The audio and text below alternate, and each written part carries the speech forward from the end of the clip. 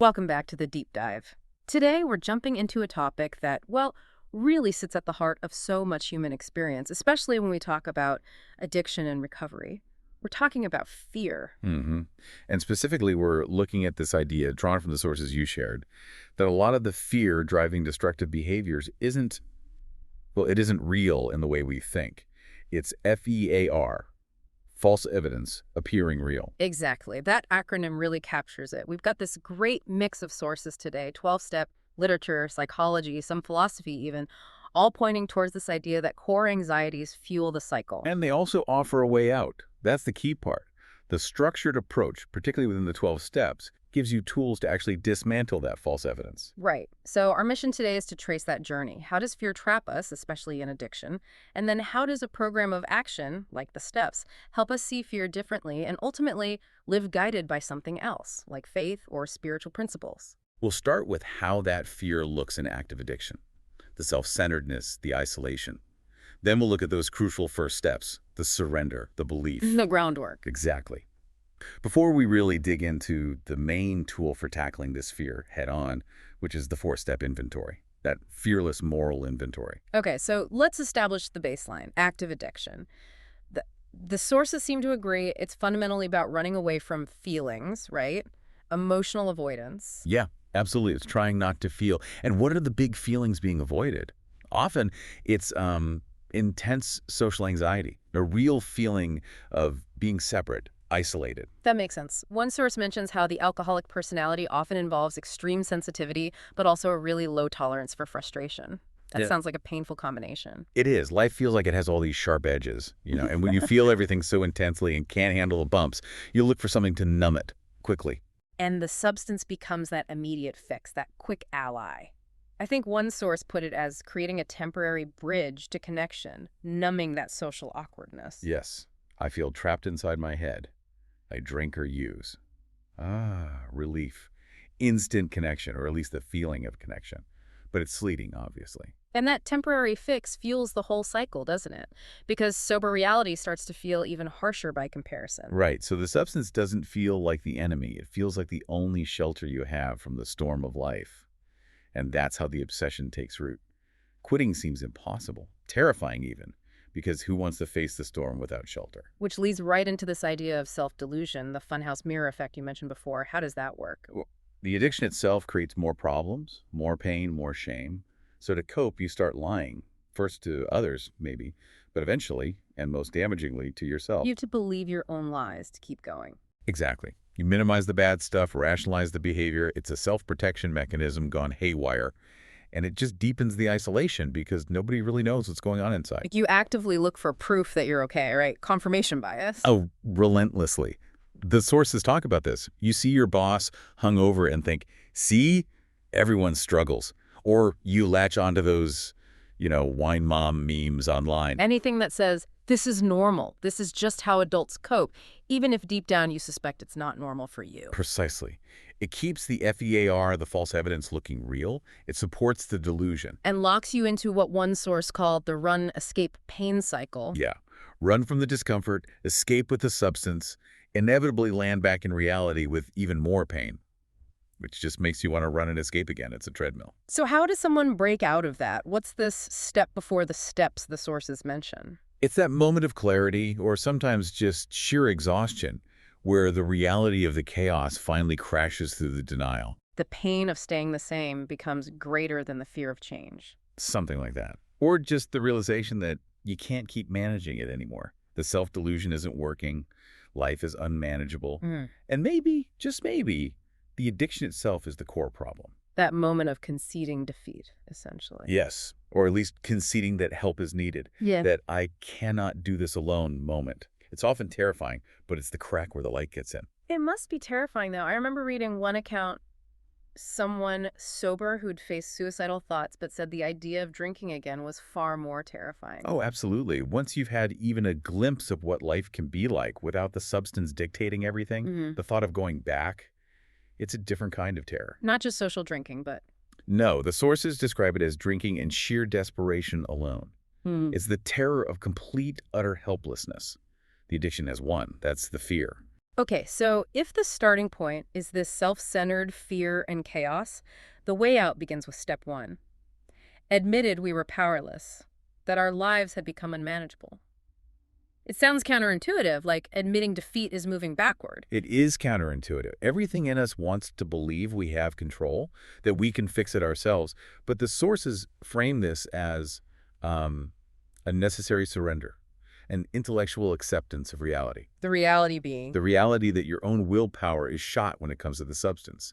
The mind has become obsessed, and you, on your own, can't break that obsession. Something else, something bigger than you has to intervene. so admitting powerlessness isn't giving up, it's stopping the fight you were already losing. Precisely. It's acknowledging the truth of the situation. One source calls it acknowledging bankruptcy as going human concerns. You've tried everything humanly possible and it hasn't worked. And that admission opens the door. It opens the mind. It creates space for a new idea, which leads right into step two. Came to believe that a power greater than ourselves could restore us to sanity. Okay, here's where it gets tricky for a lot of people, right? You've just admitted total helplessness, and now you're asked to believe in something else. What if you don't have any religious background? Yeah, and the sources are really sensitive to that. They emphasize it's not about suddenly adopting a specific religion or agreeing intellectually with a theological concept. It's about willingness. Willingness to believe it's possible. A willingness to believe that some power greater than your own self exists. It could be the recovery group, it could be nature, it could be, well, anything other than your own broken willpower. As Bill sees, it stresses that the conception of the power isn't the main thing initially. The proof is in the pudding, basically. People are getting sober, so something must be working. Exactly. The fact of recovery itself is presented as evidence that such a power exists and is accessible. And that moment of admitting powerlessness in step one, that surrender, often brings the first flicker of willingness needed for step two. It's the start. Which then leads to the action step. Step three. Made a decision to turn our will and our lives over to the care of God as we understood him. That's a big leap from just being willing to believe. It is. It's where belief starts turning into action, into trust.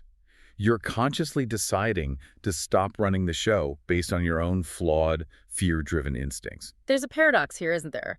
Some people find this harder if they always tried to control everything, while others find it a relief. Yes. The sources point this out. If you've been anxiously micromanaging your life and everyone else's, trying to force outcomes, the decision to turn it over can feel incredibly freeing, like dropping a huge weight. Because you've finally stopped trying to be God, essentially. Right. You accept you're not in charge of the universe. And this, the sources say, is the beginning of real humility. Not humiliation, but humility. Which they define how? As doing your part, taking responsibility for your actions, but trusting a higher power or the process or reality to handle the results. It leads to serenity because you're not constantly fighting reality anymore. You recognize your own way wasn't working. That self-centered will just produced chaos and fear. Exactly. Time to try a different way. You reconcile yourself to a different plan, one not based on your own limited, fearful perspective. Okay, so steps 1, 2, and 3 lay the foundation, admitting powerlessness, finding hope in a higher power, deciding to trust. Now we get to step 4, which feels like the real engine room for tackling F.E.A.R. directly. Made a searching and fearless moral inventory of ourselves. Yeah, this is where the rubber really meets the road in terms of confronting that false evidence. We move from the willingness and decision of the first 3 steps to a really rigorous, practical self-examination. And the sources link this directly to tackling fear, right? I think one mentioned doubt and fear as disintegrating elements. Yes, that's a key philosophical point from one of the texts. Doubt and fear paralyze you. They break up your energy, your purpose. They guarantee failure. Step 4 is presented as an act of disciplined thought designed specifically to root out and challenge those elements. Like an internal audit. You have to stop letting fear and self-pity cloud the books and just look at the facts. Exactly. And critically, it has to be written. The sources are very clear. You can't do this just in your head. Why? Because your head is where all the fear, the rationalizations, the self-pity, the hurt feelings live. You'll just talk yourself in circles. Right. You'll minimize the bad, maximize the good, justify everything. You need to get it down on paper, objectively, to see the patterns clearly. It forces honesty. That sounds terrifying. Having to look at all the stuff you've been avoiding, potentially finding things you didn't even realize were there, like killing off the hero version of yourself you've tried to project. It is terrifying. Yeah. But the process itself is designed to combat that terror by naming it, by dissecting it. Mhm. The fear seems overwhelming until you break it down. And the sources give us categories for the roots of the pain that feeds the fear. Okay, what are those? You mentioned four main roots. Yeah, from the recovery freedom from our addiction source, they boil down the drivers of our defects and fears too. Pride, self-esteem, security, and ambitions, all deeply self-centered. Let's unpack those. Pride, that's about how others see me. Exactly what I think you think about me. It's the fear of looking bad, of losing face, of not being seen as important or competent. If pride is running your inventory, you'll hide the stuff you're ashamed of. It's pure wording. False evidence believing your worth depends entirely on external approval. Okay, then self-esteem, that's what I think about myself. Right. And often in addiction, this is really about deep-seated self-loathing, maybe masked by bravado or arrogance. Low self-esteem creates this constant need for validation or escape. The inventory forces you to look at how much energy went into either propping up a fake self or just numbing the inner critic. Then security. That sounds pretty fundamental. What do I need to survive?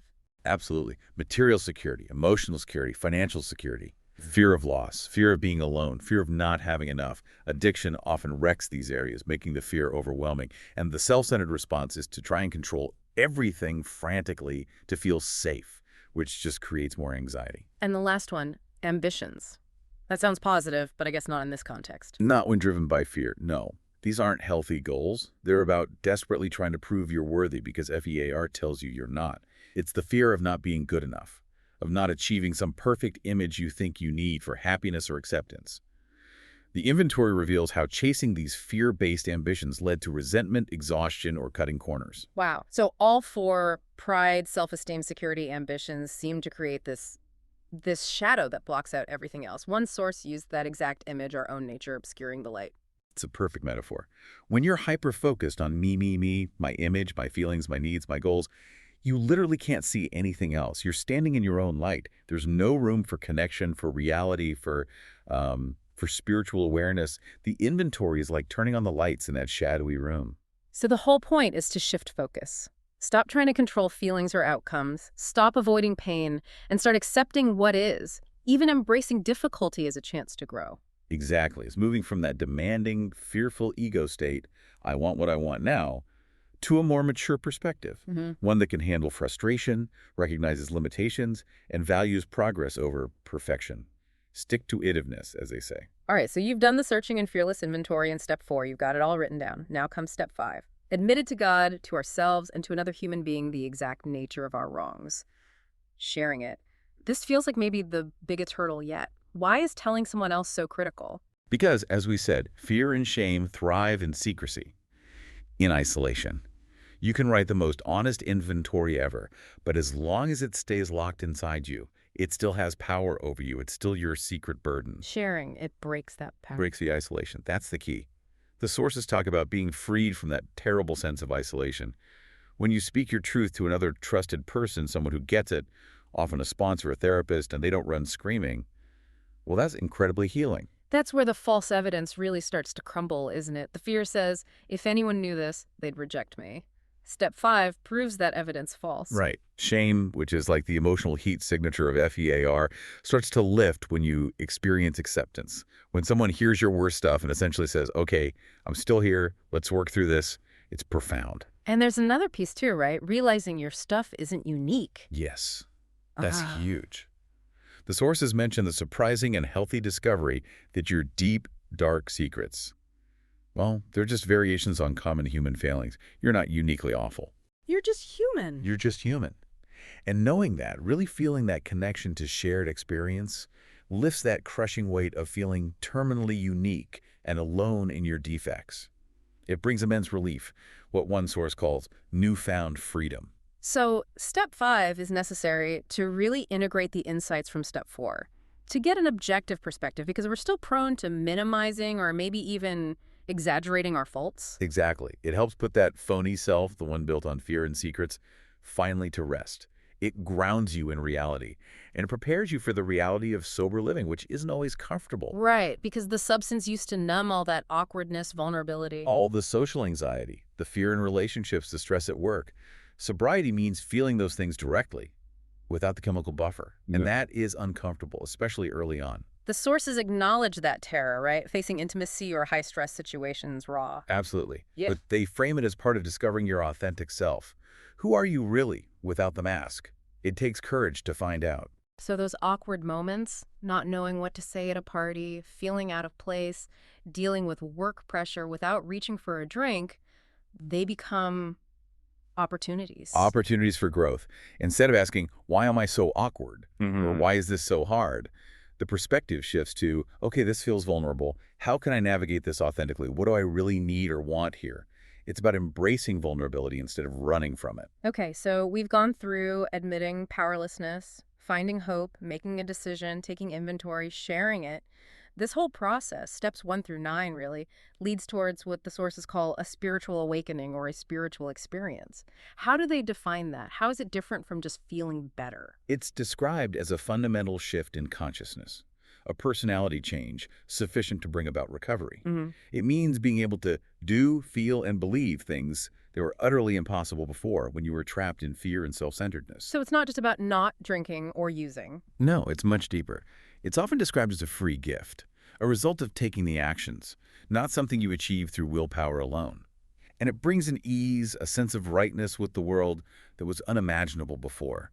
Critically, though, the goal isn't perfection.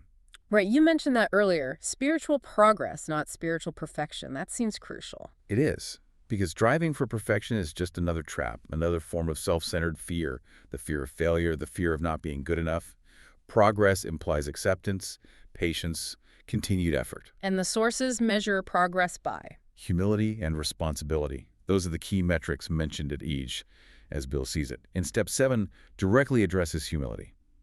Humbly asks him to remove our shortcomings. Now, the sources say hitting bottom often deflates the ego. If your ego is already kind of flattened, why is actively choosing humility in step 7 so important? Why not just let it happen?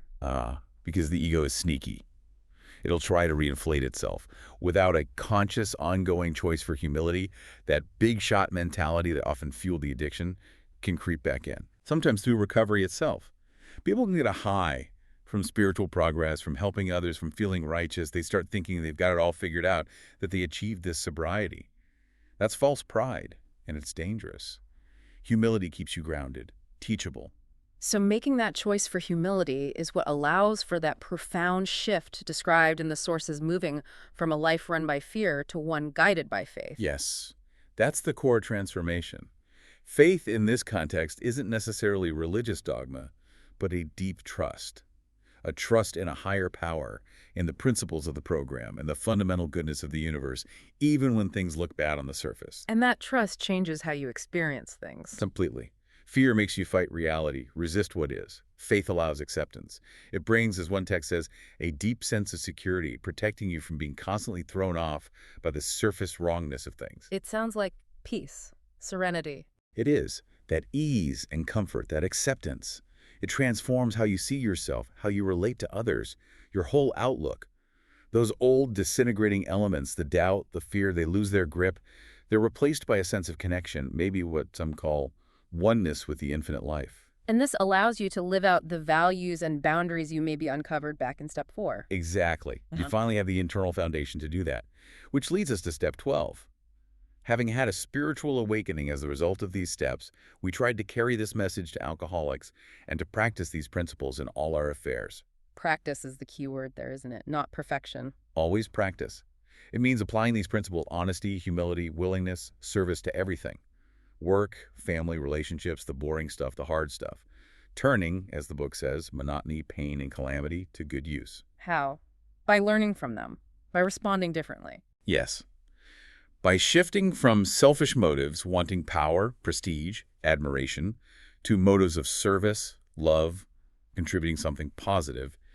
And crucially, this ability to practice the principles comes from your relationship with your higher power, however you understand that power. It's not dependent on other people behaving perfectly or approving of you. That sounds like real freedom, independence from external validation. That's the goal, a life guided by internal principles and a connection to something larger, rather than being buffeted around by fear and ego. Hashtag tag outro. So wrapping this up, it's really a remarkable journey we've traced through these sources, from being trapped in the chaos of F.E.A.R, false evidence appearing real. driven by self-centeredness, isolation, this feeling of unmanageability. To finding a structured path out. And the core mechanism seems to be that fearless moral inventory in step 4 brought into the light through step 5.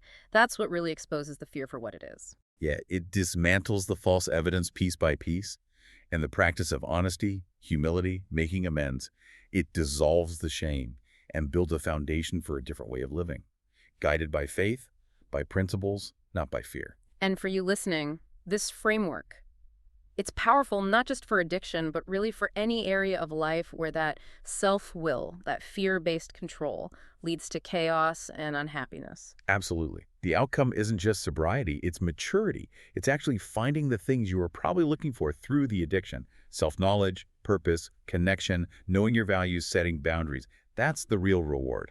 But let's end with a final thought, something maybe a little provocative that comes up in the context of long-term recovery. Sometimes the biggest fear isn't falling back into the old ways. Right. Sometimes the fear becomes about losing the new status. Bill Wilson actually wrote about this, calling it drinking the wine of success, meaning the pride, the ego boost that comes from achievement, from recognition, even from being good at recovery, can become its own kind of intoxication, just as self-centered and dangerous as the original addiction. Wow, so the ego can hijack even the recovery process. You start thinking, I've got this, I'm fixed, I don't need help anymore. Exactly. It's subtle, insidious. It substitutes one form of self-centeredness for another, which leads to a really important question for all of us, regardless of where we are in life. Yeah. If personal success, reputation, achievement can become their own wine, their own potential addiction, what other areas of our lives do we need to keep inventorying? Our careers, our relationships, our parenting, our ambitions. Are we truly seeking spiritual progress, humility, service, connection? Or are we getting subtly hooked on the intoxicating feeling of spiritual perfection, self-importance, or personal glory? That need for humility, it seems, never really ends. It's a daily practice.